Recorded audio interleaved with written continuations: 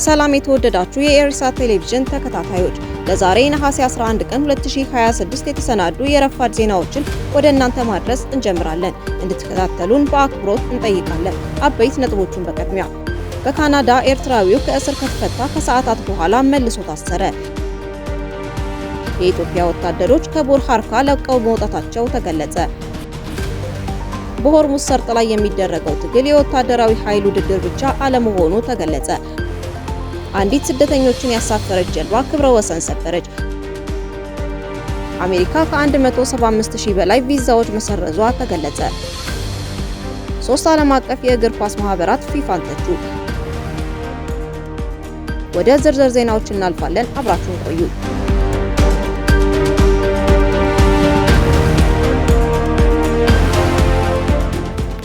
በካናዳ ኤርትራዊው ከእስር ከተፈታ ከሰዓታት በኋላ መልሶ ታሰረ። የ37 ዓመቱ መድኃኔ ዮሐንስ በሚልተን ከሚገኘው ማረቢያ ቤት የተፈታው አርብ ዕለት ነበር። ይሁንና ከእስር ከተለቀቀ ከጥቂት ሰዓታት በኋላ በድጋሚ ታስሯል። ይህ ኤርትራዊ ስደተኛ ከማረሚያ ቤት በሚለቀቅበት ወቅት የተለያዩ ቅድመ ሁኔታዎች ተቀምጠውለት እንደነበር ሲቲቪ ዘግቧል። ከነዚህም መካከልም በኦንታሪዮ ጉልፍ ከተማ ውስጥ በሚገኘው ዳውንታውን መንቀሳቀስ የተከለከለ መሆኑን የሚገልጽ ይገኝበታል። እንደ ዘገባው መድኃኔ ከወህኒ ቤት ከተለቀቀ በኋላ ፖሊስ ወደ ጉልፍ ከተማ በሚወስደው አውቶቡስ ያሳፍረዋል። ከተማው ውስጥ ከገባ በኋላም በቀጥታ ወደ ዳውንታውን በመሄድ ሱቆች እንደጎበኘና ግብይቶች እንደፈጸመ የጠቀሰው ዘገባው በዚህም የተነሳም ተመልሶ መታሰሩን አስረድቷል። የጉልፍ ከተማ ፖሊስ የሚዲያ አስተባባሪ የሆኑት ስኮት ትሬስ ሲናገሩ መድኃኔ ከተማው ውስጥ ከገባ በኋላ እንደታዘዘው ከዳውንታውን አካባቢ ለመራቅ የሚያስችል እድል ነበረው። ሱቆችን ከጎበኘና ግብይት ከፈጸመ በኋላም በዳውንታውን ዝም ብሎ ሲንቀሳቀስ ጠብቀነዋል። ይሁንና ለሰዓታት ከጠበቅነው በኋላ የተጣለበትን ቅድመ ሁኔታዎች ባለማሟላቱ ጣልቃ ገብተን ወደ እስር ቤት መመለስ ነበረብን ብለዋል። ይህንን ጉዳይ የሰሙት የፓርላማ አባሉ ዲን አሊሰንግል በፖሊስ በዚህ እርምጃ መበሳጨታቸውን ገልጸዋል። መድኃኔ ጾታዊ ጥቃት በመፈጸም የተፈረደበት መሆኑን ያወሱት የፓርላማ አባሉ በ2023 ለእስር የተዳረገው ለ7ኛ ጊዜ መሆኑን ጠቅሰዋል። ጨምረውም ከተለቀቀ በኋላ የተጣለበትን ቅድመ ሁኔታ እንደጣሰ ወዲያውኑ መታሰር ነበረበት። ፖሊስ ይህ ግለሰብ ከእስር እንደተለቀቀ እንኳ ማስጠንቀቂያ ባልሰጠበት ሁኔታ ለሰዓታት ያህል መጠበቁ ስህተት ነው ብለዋል።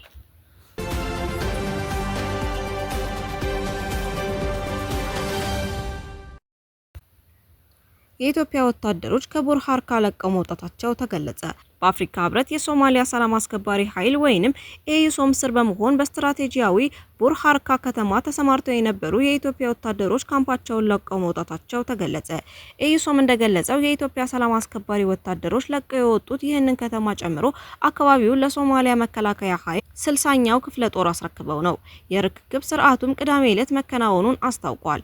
በቡር ሃርካ በአፍሪካ ሰላም አስከባሪ ውስጥ የተካተተው የኢትዮጵያ መከላከያ ኃይል እንደ ኤሮፓያን አቆጣጠር ከ2014 አንስቶ ሲንቀሳቀስ የቆየ ሲሆን ርክክቡ የተከናወነው የሶማሊያ መንግስት ቀስ በቀስ የሰላም አስከባሪዎች እየለቀቁ የጸጥታውን ጉዳይ የአገሪቱ ኃይሎች እንዲቆጣጠሩት ያቀረበውን ሀሳብ ተከትሎ ነው። ይህ ከተማ ስትራቴጂካዊ ከመሆኑም በላይ የአልሸባብ ታጣቂዎች በቅርበት የሚንቀሳቀሱበት መሆኑ ይታወቃል። ከስፍራው እንደተሰራጩ መረጃዎች ከሆነ በሚቀጥሉት ሳምንታት ውስጥ የአፍሪካ ህብረት ሰላም አስከባሪ ወታደሮች ከሌሎች ቢያንስ 3 ከተሞች ለቀው ይወጣሉ። እነዚህ እርምጃዎች እየተወሰዱ ያሉት የሶማሊያ ፌዴራል መንግስት ካቀረበው ጥያቄ በተጨማሪ የአፍሪካ ህብረት ሰላም አስከባሪ ኃይል ከፍተኛ የገንዘብ እጥረት እያጋጠመው በመምጣቱ ነው። ይሁንና ዘገባዎች እንደሚሉት እነዚህ እርምጃዎች በአገሪቱ ውስጥ ባለው የጸጥታና የደህንነት ሁኔታ ላይ ትልቅ ክፍተት ሊፈጥሩ ይችላሉ። ባይደዋ ኒውስ በዘገባው እንደገለጸው ባለፈው ዓመት ማለትም በጁላይ ወር 2025 የኢትዮጵያ ሰላም አስከባሪ ወታደሮች በሂራን ከሚገኘው ማሐስ ወታደራዊ ካምፓቸው ለቀው የወጡ ሲሆን ወዲያውኑ ይህንን አካባቢ አልሸባብ ተቆጣጥሮታል። እንዲሁም ባለፈው ዓመት የአፍሪካ ህብረት ሰላም አስከባሪዎች ከታችኛው ሸበሌ፣ ሳቢድና አኖሌ መልቀቃቸውን ተከትሎ ታጣቂ ኃይሉ እንደያዘው የጠቀሰው ዘገባው የቡር ሃርካ ዕጣ ፈንታም ተመሳሳይ ሊሆን እንደሚችል አስጠንቅቋል።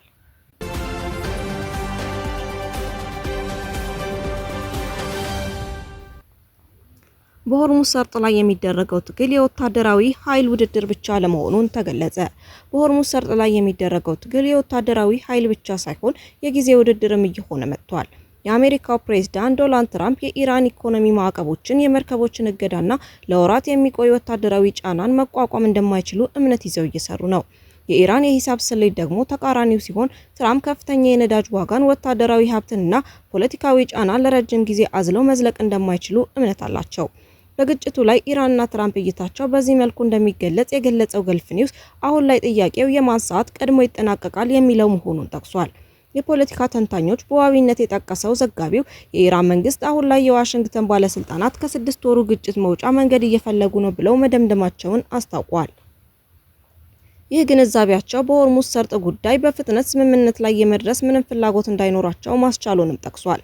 በአንጻሩ የኢራን ፍላጎት መጨመሩንና ሆርሙዝ ሰርጥን ለመክፈት የተጣለባት የመርከብ እገዳ እንዲነሳ የአሜሪካ ወታደሮች አካባቢውን ለቀው እንዲወጡ ካሳ እንዲከፈላትና ሌሎችንም ጥብቅ ቅድመ ሁኔታዎችን ወደ ማስቀመጥ መሸጋገሯን አስረድተዋል። እንደ ዘገባው በዚህ ውስጥ የኢራን ዓላማ ግልጽ ነው። ቅድመ ሁኔታዎቿን ባጠናከረች ቁጥር ድርድሩ የመፍረስ እድሉ ከፍተኛ ይሆናል።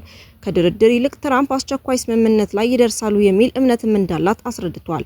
ገልፍ ኒውስ ጨምሮም በዚህ ውስጥ 2 ሰዓቶች እየተቆጠሩ ነው ብሏል። ሲያስረዳም በትራምፕ ሰዓት ውስጥ የአሜሪካ አጋማሽ ምርጫ መቃረቡን፣ የቤንዚንና የኃይል ዋጋ እየጨመረ መሄዱን፣ በጦርነቱ ህዝብ ስጋት ውስጥ መውደቁን፣ የፓትሪዮትና ተሃድ ሚሳኤሎች ክምችት ላይ ጫና መፈጠሩንና በዋሽንግተን በኩል ከጦርነቱ የመውጣት ፍላጎት እያደገ መምጣቱን ጠቅሷል። በኢራን ሰዓት ደግሞ የአሜሪካ የመርከቦች እገዳ፣ ማዕቀቦችና ኢኮኖሚያዊ ጫና ለወራት በዘለቀው ግጭት የሚደርሰው ጉዳት አሜሪካ በድጋሜ ወታደራዊ ጥቃት ልታደርስ የምትችል መሆኑንና መደበኛ የንግድ መርከቦች ጉዞ እንዲመለስ የሚደረግባት ጫና መጨመሩን በመቁጠር ላይ እንደሚገኙ ገልጿል። በእነዚህ 2 ሰዓቶች ውስጥ ያለው ስሌት አሜሪካ በኢኮኖሚ ጫና ኢራን እንድትደራደር እያስገደደች መሆኑን የጠቆመው ዘገባው ኢራን በበኩሏ በጉልበት ሆርሙዝ ሰርጥን ከመክፈት ይልቅ የትራምፕ ሰዓት እስከሚጠናቀቅ እየተጠባበቀች እንደምትገኝ አስታውቋል።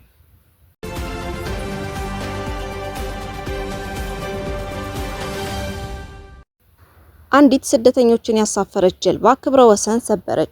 230 ስደተኞችን ያሳፈረች አንዲት አነስተኛ ጀልባ የእንግሊዝ የባህር ወሽመጥ ያቋረጠች ሲሆን ይህ በአንድ ጀልባ ብቻ የተደረገን ከፍተኛ የጉዞ ክብረ ወሰን የሰበረ ሆኗል። ከዚህ ቀደም ባለፈው ሐምሌ ወር 165 ሰዎችን ያሳፈረች ጀልባ ያስመዘገበችው ከፍተኛ ቁጥር ነበር። ጀልባዋ ትናንት ሰኞ ማለዳ ላይ እንግሊዝ የደረሰች ሲሆን በሰሜናዊ ፈረንሳይ የባህር ዳርቻ የተነሳው ፎቶ እንደሚያሳየው አየር በሚሞላበት በዚህ ጀልባ ላይ ከነበረው ከፍተኛ የሰው ብዛት የተነሳ ጀልባዋ ወደ ተጨናነቀው የባህር መስመር ስትገባ በርካታ ተሳፋሪዎች እግሮቻቸውን በውሃው ላይ ለማንጠልጠል ተገደው ነበር። የብሪታንያ የሀገር ውስጥ ጉዳይ መስሪያ ቤት ቃል አቀባይ ይህንን ክስተት አስመልክተው ሲናገሩ ህገወጥ የሆኑ የወንጀለኛ ቡድኖች ለባህር ጉዞ በማይመቹ ጀልባዎች ላይ እጅግ በርካታ ሰዎችን በማጨቅ የሰዎችን ህይወት አደጋ ላይ የሚጥል ኃላፊነት የጎደለውና አደገኛ ስልት እየተጠቀሙ መሆኑን የሚያሳይ ነው ብለዋል። የፈረንሳይ አደን ሰራተኞች በበኩላቸው 15 ሜትር ርዝመት ያላት ይህች ጀልባ በውሃው ላይ ከክብደቱ የተነሳ እየተንገዳገደችና እየታጠፈች የነበረ ሲሆን ይህ ሁኔታ ወደ አሳዛኝ አደጋ ሊያመራ ይችል እንደነበር ገልጸዋል። በቤርክ ሱር ሜር የሚገኙ የአደን ሰራተኞች እንዳከሉት ጀልባዋ መጀመሪያ 50 ሰዎችን ብቻ አሳፍራ ተጨማሪ ተሳፋሪዎችን ለመጫን ወደ ባህር ዳርቻ ስታመራ ታይታ ነበር። የፈረንሳይ የባህር ላይ ባለስልጣናት በወጡት መግለጫ መሰረት በሰሜን ፈረንሳይ ቤርክ የባህር ዳርቻ ላይ ጀልባዋን ለመሳፈር ሲሞክሩ 30 ስደተኞች በባህሩ መሙላት ምክንያት ተቀርቅረው የነበረ ቢሆንም በባህርና በየብስ አደን ሰራተኞች አማካኝነት በሰላም ታድገዋል። በመጀመሪያ 232 ሰዎችን አሳፍራ ጉዞዋን የጀመረችው ይህች ጀልባ በመሃል 2 ተሳፋሪዎች እርዳታ በመጠየቃቸው በፈረንሳይ የባህር ኃይል አድን መርከብ ወደ ካሌ ተወስደው ቀሪዎቹ 230 ተሳፋሪዎች ግን ጉዟቸውን ወደ እንግሊዝ አጠናቀዋል። ይህ ክስተት ህገወጥ አዘዋዋሪዎች በእያንዳንዱ ጀልባ ላይ የሚያሳፍሩትን የሰዎች ቁጥር እጅግ አደገኛ በሆነ ሁኔታ እየጨመሩ መምጣታቸውን የሚያሳይ ማሳያ ሆኗል።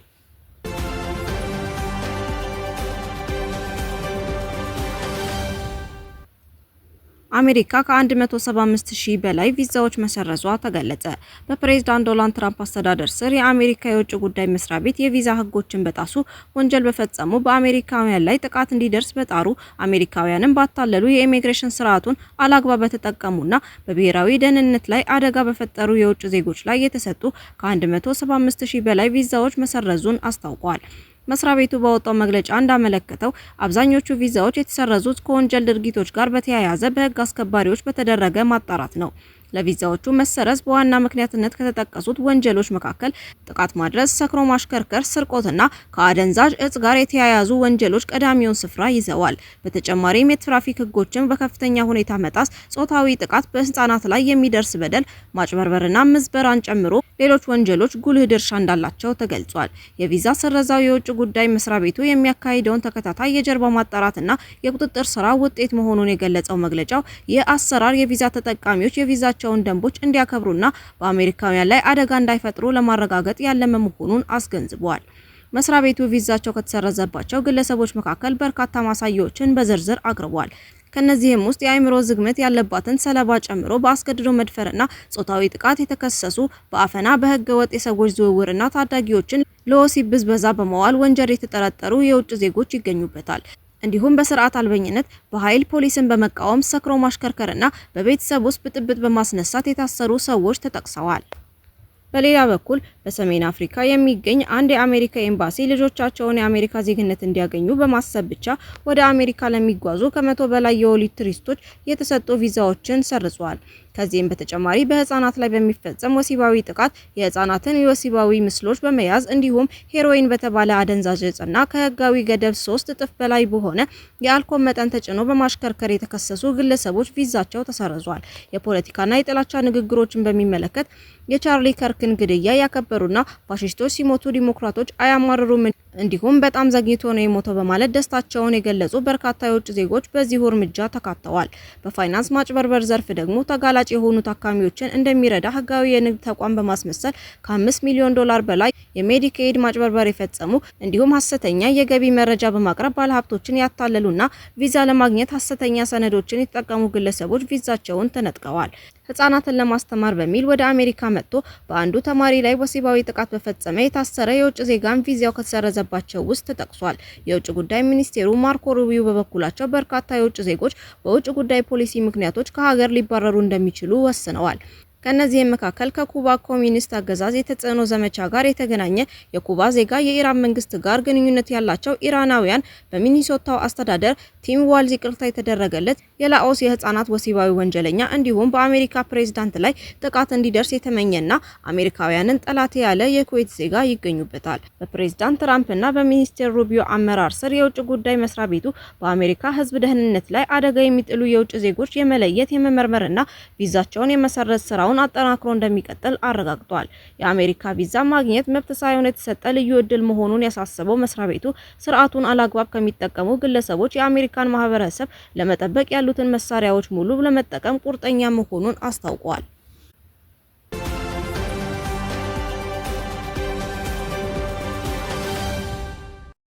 ሶስት ዓለም አቀፍ የእግር ኳስ ማህበራት ፊፋን ተቹ። የአውሮፓን ጨምሮ ሶስት ዓለም አቀፍ የእግር ኳስ ማህበራት የፊፋን አሰራር የሚተች ግልጽ ደብዳቤ ጻፉ። ግልጽ ደብዳቤ ለእግር ኳስ ቤተሰቦች በሚል የአውሮፓ ጨምሮ ሶስት ዓለም አቀፍ የእግር ኳስ ማህበራት ስም ባይጠቅሱም የፊፋው ፕሬዝዳንት ጂያኒ ኢንፋንቲኖን የሚቃወም ግልጽ ደብዳቤ ትናንት ነሐሴ 10 ቀን ይፋ አድርገዋል። ማህበራቱ በጻፉት ግልጽ ደብዳቤ እግር ኳስ በዓለም ላይ ትልቁ የጋራ ሀብት እንጂ ማንም ግለሰብ ሆነ ተቋም ባለቤት ሊሆን እንደማይችል ገልጸዋል። በአንጻሩም ባለቤትነቱ የተጫዋቾች፣ የደጋፊዎች፣ የክለቦች፣ የአባል ማህበራትና የወደፊት ህይወቱን ለመጠበቅ የተሾሙት ተቋማት ሁሉ ነው ሲልም አክሏል። ደብዳቤው ዛሬ እንደ ኮንፌዴሬሽኖች እና አባሎቻችን የምንወክል ሰዎች በጋራ የምንነጋገረው በዚህ መንፈስ ነው ሲል አስፍሯል። ባለፉት 10 ዓመታት ውስጥ የተገኘው እድገት እውን ነበር ያለው ደብዳቤው፣ ነገር ግን ያ እድገት የአንድ ግለሰብ ውጤት ሳይሆን የፊፋ፣ የኮንፌዴሬሽኖች፣ የአባል ማህበራትና ህይወታቸውን ለጨዋታው የሰጡ በሺዎች የሚቆጠሩ ሰዎች ውጤት ነው ብሏል። የእግር ኳስ ጥንካሬ ሁልጊዜ አንድነቱ ነው ሲል የጠቀሰው ደብዳቤው የአንድነት አሁን ላይ እንዲከበር እንጠይቃለን በማለት አጽንኦት ሰጥቷል። ስለሆነም እግር ኳስ ለሚያገለግል አመራር እንጂ ማዘዝ ለሚፈልግ ግለሰብ የሚሆን አይደለም ሲል ገልጿል። ውድ የኢርሳት ቴሌቪዥን ተከታታዮች ለዛሬ ረፋድ የተሰናዱ ዜናዎቻችንን በዚሁ አበቃን። በቀጣይ እስከምንገናኝ መልካሙን ሁሉ ተመኘን። ሰላም።